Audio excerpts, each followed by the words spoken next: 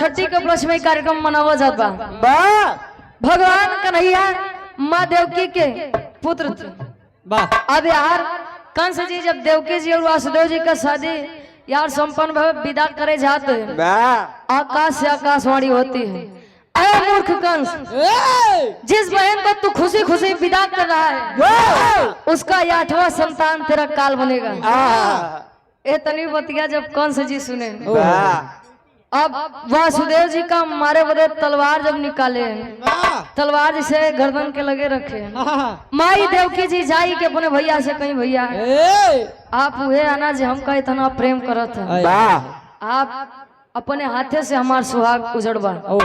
कहे का करी तोरी 8वां संतान हमार काल बनी, कहीं आप परेशान मत होइए, मैं अपना 8वां संतान आपको खुशी खुशी ला कर दे दूंगी, लेकिन मेरे स्वामी को आप छोड़ दीजिए। नहीं माना कंस, ले जा करके कारागार में बंद किया, 6 बच्चे को मारा, 7वें स्वयं शेषा अवतारी आप बलराम जी थे, 8वें भगवान कन्हैया जी जन्म होत बा कैसे। अब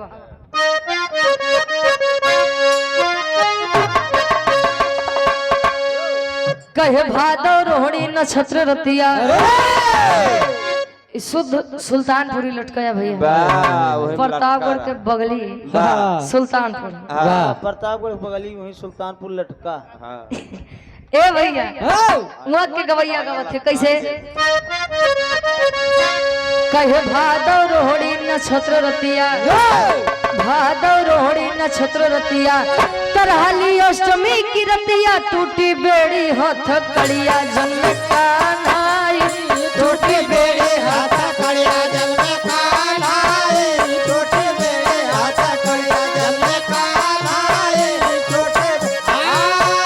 जन्म कान्हाई हो जन्म कान्हाई हो जन्म कान्हाई, टूटी बेड़ी हाथ कड़िया जन्म कान्हाई, टूटी बेड़ी हाथ कड़िया जन्म कान्हाई, टूटी बेड़ी हाथ कड़िया। और ये माई देवकी क्या चिंता सतावत बा, कौन चिंता सतावे। अब सोचते हैं विचार करते हैं वासुदेव जी से बतावत हैं, उनका लोग का दिक्कत ना भैया। अब आज ये आप लोग सामने देखा था, कल अगर YouTube पे सर्च करवाए जितना जाने पता वो बता दे। भोजपुरी संगीत बिरहा ब्रांड म्यूजिक बकई से आप चंद्रदीप यादव जी रोशनपुर प्रधान साहब 101 रुपए का महान आशीर्वाद। अरे देवकी माई तब घबराई, देवकी माई तब घबराई, मन में चिंता गई समाई, हमरे भैया के मुँह आई कंसा मोर भाई, हमरे भैया के मुँह आई कंसा मोर भाई, हमरे भैया के मुँह आई कंसा मोर भाई, हमरे कंसा मोर भाई हो कंसा मोर भाई हो कंसा मोर भाई, हमरे भैया के मुँह आई कंसा मोर भाई, हमरे भैया के मुँह आई कंसा मोर भाई, हमरे भैया के मुँह आई। और आप श्रीकांत यादव जी 100 रुपए, मन में चिंता गई समाई, हमरे भैया के मुआई कंस मोर भाई। 6 बच्चों को तो उसने मुझसे दूर कर दिया, 7वें भगवान कन्हैया के आप बड़े भाई भोलाऊ जी रोहिणी जी के गर्भ में धारण कर दिए गए। 8वें जब भगवान कन्हैया जी का जन्म हुआ तब देवकी माई सोचते हैं कि इस बालक का जिंदा रहना जरूरी बनाई, तो जान लो कितना दुख झेले के पड़ी कुछ येता पता नहीं। भगवान कन्हैया का जन्म हुआ, हाथे और घोड़े से हथकड़ी छूट गए, जेल के कोठरी खुल गए, द्वारपाल जितना रहे कुल इतना गहरी नींद में सोई गए कि वासुदेव जी सूपे में लई के कब निकाली गए कुछ पता नहीं चला। रास्ते में पहुंचे यमुना जी नदी में जब प्रवेश किए तो यमुना जी सोचते हैं भगवान कन्हैया हमरे लगे आई बटे, अगर मैंने उनके चरण स्पर्श ना किए तो मेरे जीने का कोई अस्तित्व ही नहीं। अब यार यमुना जी धीरे धीरे बढ़ाते हैं, भगवान कन्हैया के पैर छुए बदे, भगवान कन्हैया सूपे से एक दाएं पैर निकालने एक बार अंदर कैले, यमुना जी बढ़त हैं धीरे धीरे धीरे धीरे जब नाकी तक पहुँचे वाह वासुदेव जी ऊपर सिर पे बैठा होते हैं। अब विचार करते हैं कैसे एक लाइन कहना।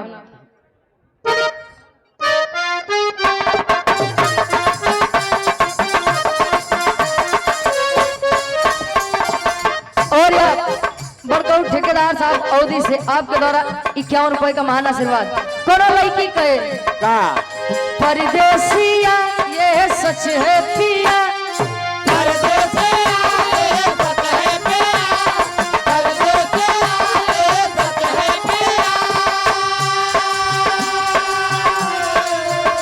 अरे परदेसिया ये सच है पिया सब कहते हैं तूने मेरा दिल ले लिया।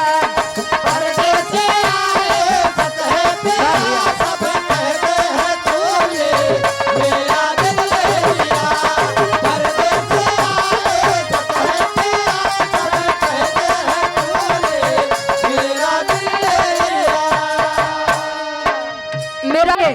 वासुदेव अपने बच्चे को बचाने के लिए आज सर पर रखे हैं। शुभ शहीद भगवान कन्हैया का मूड़े पे रखे हैं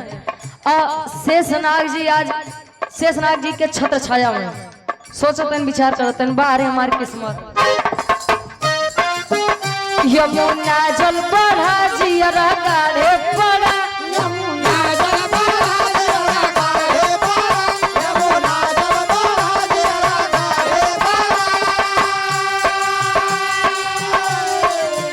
यमुना जल बढ़ा जियरा गाढ़े पड़ा पैदा होते बेटवा हमरे मुड़े चढ़ा। वाह भैया हमरे मुड़े चढ़ा।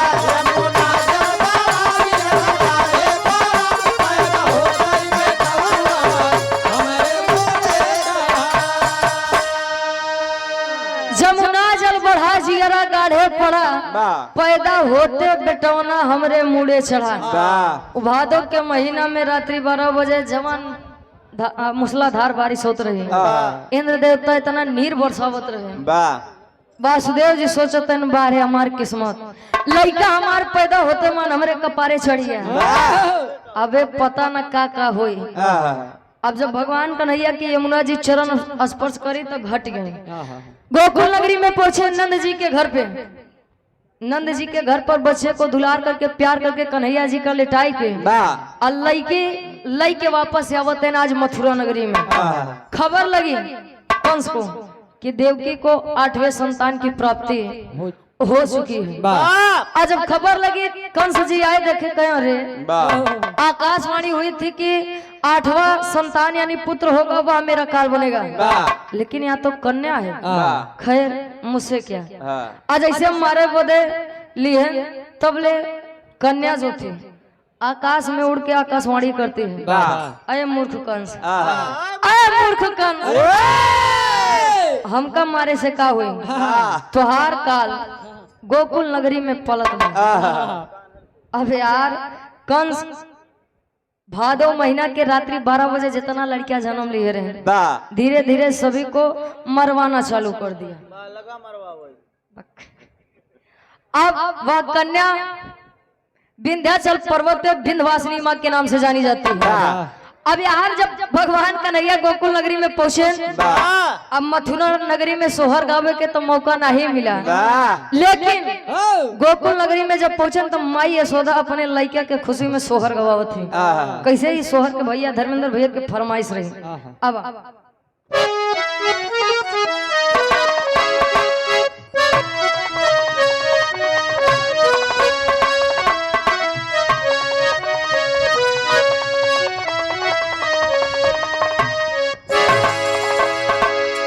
लड़का जब जन्म लेते तो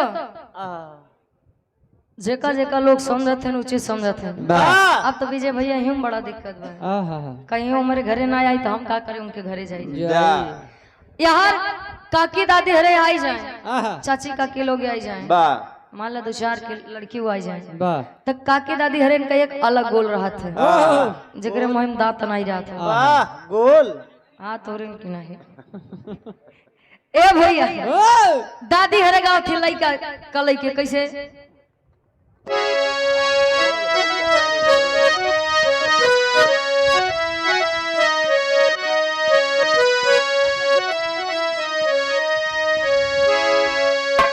हरे रनिया तोहरे ताजन मेला लनावा गजब निकला गई हो राने आता रे तजना मेला लनावा गजब निकला अरे बाहरे दादी दाते बीमार हो गई आई जब नाई खिया तजिन खावा करा दांत फाड़ नहीं ने ए भैया इतना स्वर में गबू तो कल तू जान ले ट्रेंडिंग में आई जब सोर्रई में है ये बिट्टी कहे कि देवता सब फूल बरसा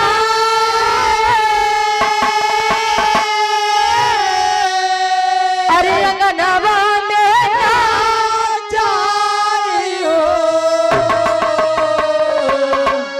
कहे लड़कियां जब पैदा होता तो बिना मौसम सब निक लागत है और सब चीज के समय होता लेकिन सोहर के कोनो समय नहीं होता कहे कभी ना बदरी के बरस सब नवा गजब निकला गई हो बिना बदरी के बरस सब नवा गजब निकला गई हो बिना बदरी के बरस सब नवा गजब निकला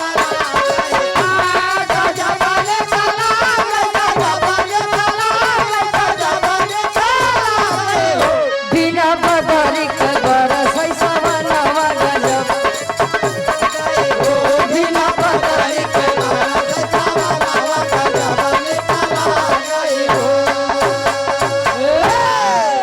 और आप गार्जियन जी मान ला काकी दादी हरे गाँव थे अब जोन सच्ची काकी लोग हरे कहाँ दादी ए अम्मा तो सी नहीं लहा हाँ मान ला मेरे चाची हरे काहे तो सी नहीं लहा रुका अब चलते ही हम लोग लहा भाई लही जाए तो बढ़िया बनाई तो देखा है वो लोग गावत थी कैसे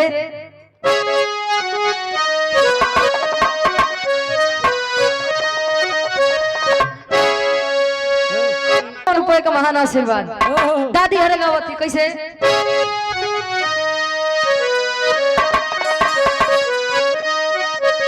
अरे भला जे कर भला जे कर पिराय उहे जाने दूसरे केहू का जाने भला जे कर पिराय उहे जाने दूसरे केहू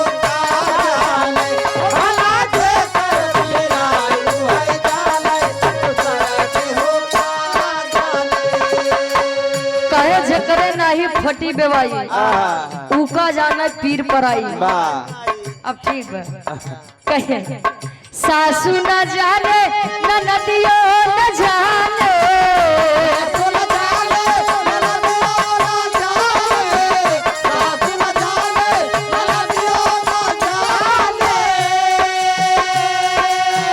सासू न जाने न नदियो न जाने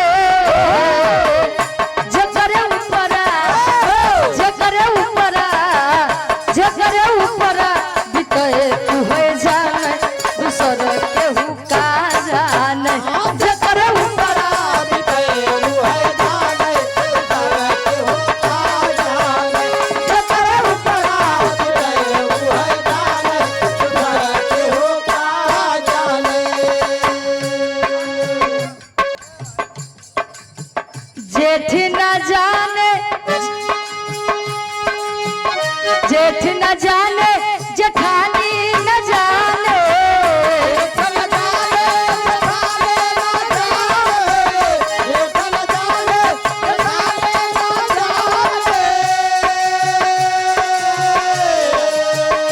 जकरे ऊपर उहे जाने दूसर केहू का जाने जकरे ऊपर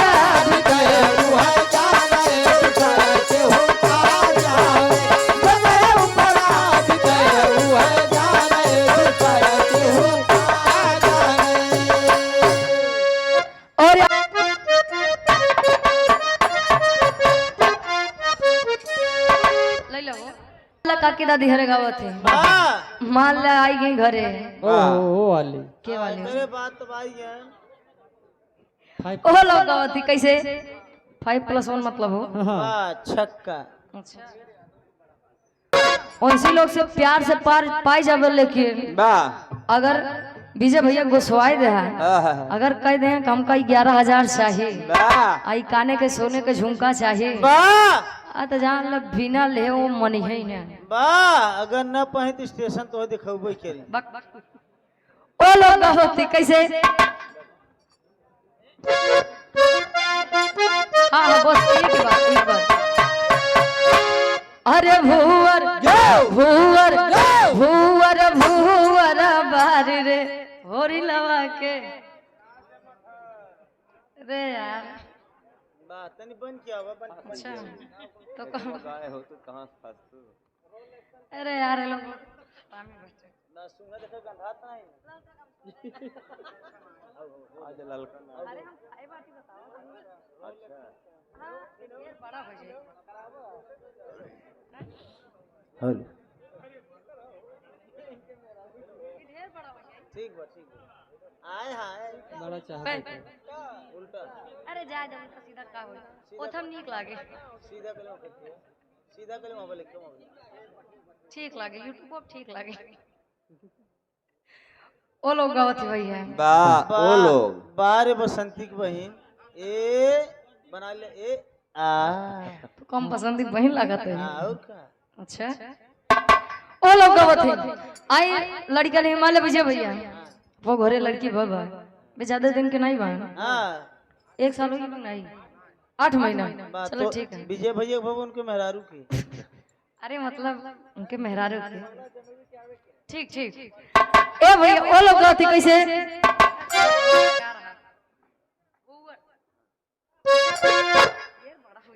ठीक ठीक आए हाय आय हाय हाय हाय ए होरी लग के बाबू हाय तनी बाहर निकली ना हाय हाय आए मलका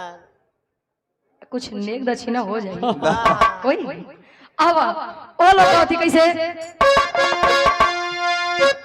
अरे भूवर नीचे वाला लपेट अरे भूवर भूवर भूवर भूवर बार रे होरी लवा के भूवर भूवर बार भूवर भूवर बार रे भूवर भूवर बार रे होरी लवा के भूवर भूवर बार रे होरी लवा के भूवर भूवर बार रे होरी लवा के भूवर भूवर बार रे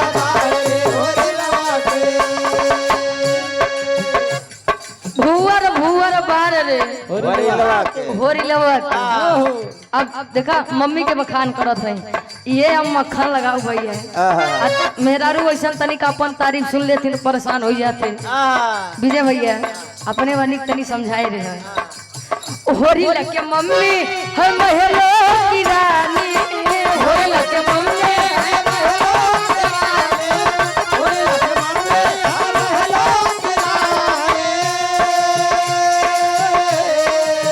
होरी लगे मम्मी हम महलो की रानी पापा पापा पापा पापा हमें रंग बाजरे होरी लगा के पापा हमें रंग बाजरे होरी लवा के पापा हमें रंडी बाजरे होरी लवा ये बखान करता ही तो तू अब चढ़ावत है तनी कुछ मिल जाए आ तू मारत है काम खराब करत है वाह वहां जाती तो 1000 ने भला सबई दे दी हाँ सम्मान बढ़ावता हे भैया रंगबाज हो हम रंगबाज के और आप परम सम्मानित जो कि परिचय के मोहताज नहीं है छाया हुआ नाम है साहब वाह ढेर सारा मैं पुरस्कार आशीर्वाद के सारे अब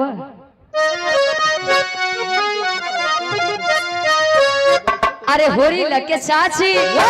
लगाई श्री देवी श्री देवी से उपाधि देते हो ए भैया अरे होरी लगे चाची लगाई श्री देवी चाचा चाचा चाचा हमें सुबेदार रे होरी लवा के चाचा हमें सूबेदार रे होरी लवा के चाचा हमें सूबेदार रे होरी लवा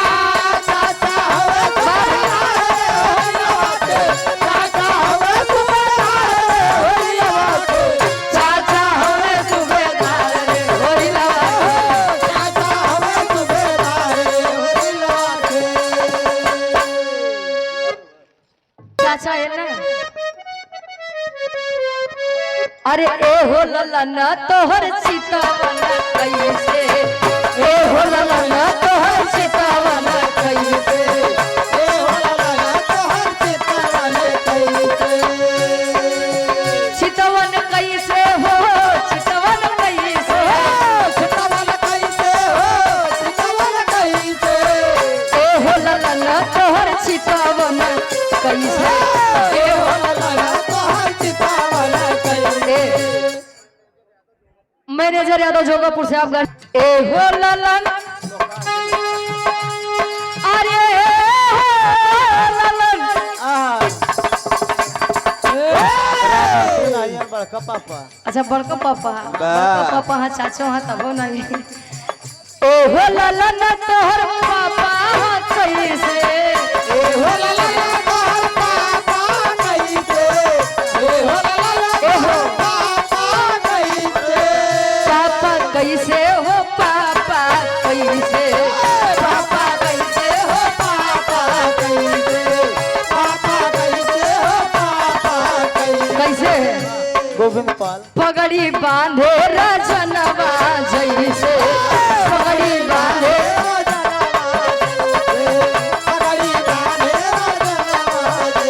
कोई कमान सिंह बा ओकरे बाद चाचा जी के नंबर है अब हम नाई समझी थी बोले का चाचा काहे तनी हंसी आवत हो भैया कावा करी। और ये आप धर्म के हमारे बड़े भैया आप सतीश यादव जी गोलू भैया जी छात्र नेता मालिक मुन्ना यादव जी जोगापुर से आपके द्वारा 100 रुपए का महान आशीर्वाद ए बड़का बाबू है आइए आप ए हो ललन अरे ललन ए हो ललन तोहर मम्मी हाँ कैसे ए हो ललन तोहर मामे कैसे ए हो ललन तोहर मामे कैसे मम्मी कैसे हो मम्मी कैसे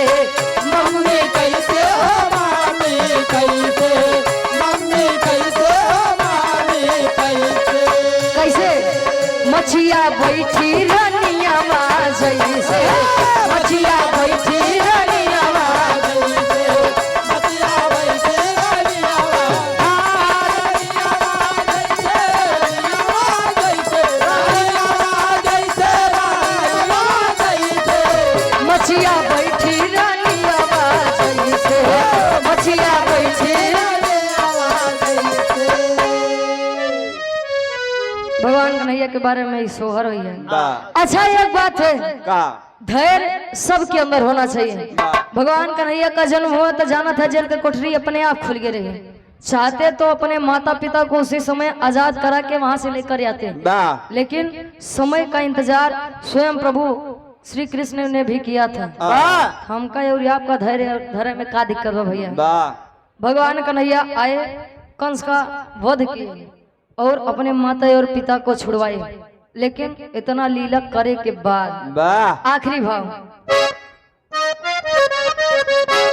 कहे पप्पू यादव कई कवितैया पप्पू यादव कई कवितैया तो रक्षा करे शारदा मैया रुचि यादव वहाँ गवैया गवन ही पाई रुचि यादव वहाँ गवैया गवन ही पाई रुचि यादव वहाँ गवैया गवन ही पाई। ये धनंजय चाचा के एक लाइन फरमाइश बा इहो ले ले बस।